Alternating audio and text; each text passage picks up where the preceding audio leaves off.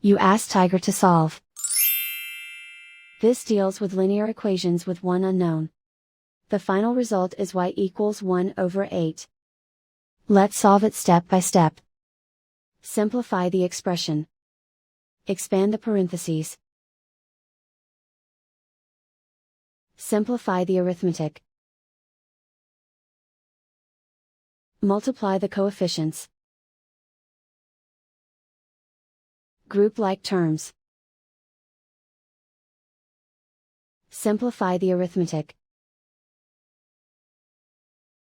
Group all y terms on the left side of the equation.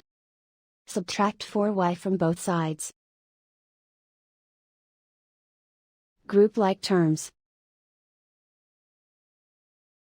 Simplify the arithmetic. Group like terms. Simplify the arithmetic. Group all constants on the right side of the equation. Subtract 6 from both sides. Simplify the arithmetic.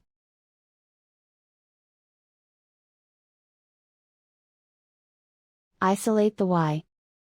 Divide both sides by -8. Cancel out the negatives. Simplify the fraction. Cancel out the negatives. And so the final result is y equals 1 over 8.